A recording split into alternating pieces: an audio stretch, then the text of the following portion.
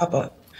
Mga kababayan, on March 11, 2025, former President Rodrigo Roa Duterte was forcibly taken by the Philippine National Police upon his arrival at the Ninoy Aquino International Airport. He was brought to Villamor Air Base, a military air base, detained for nearly 12 hours, and then flown out of the country on a private jet to The Hague, all allegedly because of a warrant issued by the International Criminal Court. This was patently an illegal arrest. This constitutes extraordinary rendition.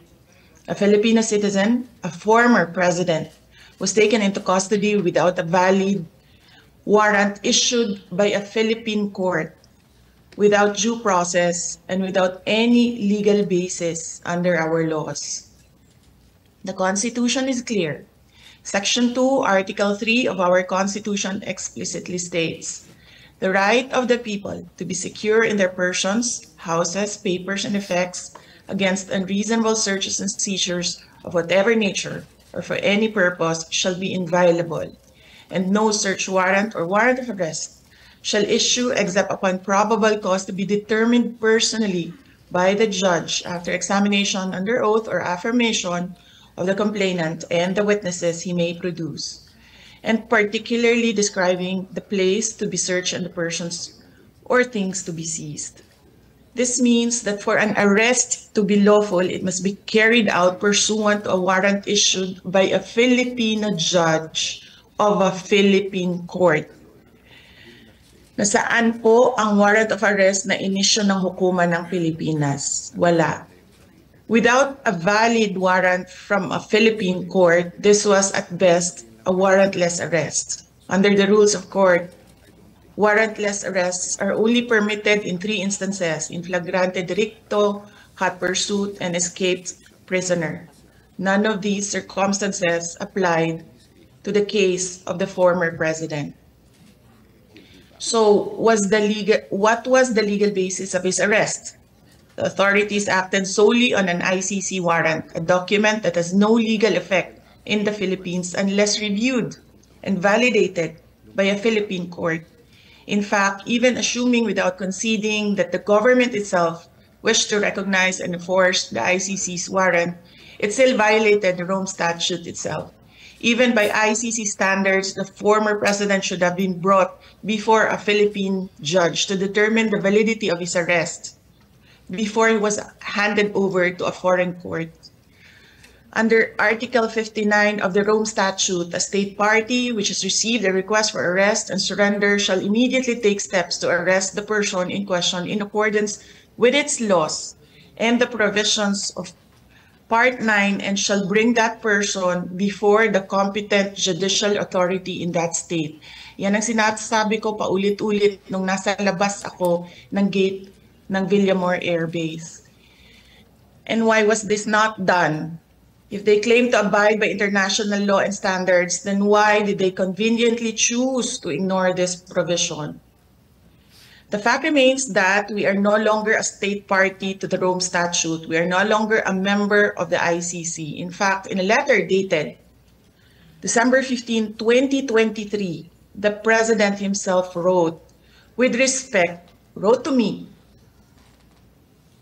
with respect to your concerns, legal or otherwise, on the investigation to be conducted by the International Criminal Court into the previous administration's war on drugs, I remain steadfast in my resolve that the jurisdiction of the ICC over the Republic of the Philippines after the effectivity of its withdrawal therefrom is very much in question. To this end, this government will not assist the ICC in any way, shape, or form. So if the government itself has declared non-cooperation with the ICC, why did the PNP violate this very policy and enforce a foreign warrant? Even granting for the sake of argument that we have some duty to cooperate with either the ICC or Interpol, does that duty override the fundamental rights of every Filipino enshrined in our Constitution? What happened on March 11, 2025 is not just about one man. It is about all of us. It is about the country. If a former president can be taken without due process, what stops them from doing the same to any other Filipino? Therefore, we must dare to ask more questions. Under whose authority did the PNP act? Why did they enforce a foreign warrant without the Philippine court order? Why didn't they at least bring PRRD before a judge, as required by the Rome Statute itself? Even more disturbing is the silence of the armed forces of the Philippines. Why did the AFP stand idly by while a former commander-in-chief was taken from a military base under questionable circumstances? How could they allow a foreign tribunal to override on our constitutional guarantees? We have now lost a former president. I pray that we do not lose the country next. Your Honor, Senators Cayetano and Marcos and other senators present, alam naman natin lahat at alam nila na mali ang ginawa nila. Ginawa nila yon just to demolish political opponents. This is all about politics. The administration is using government resources, the ICC, to demolish the opposition. Wala na tayong argument. Mali ang ginawa.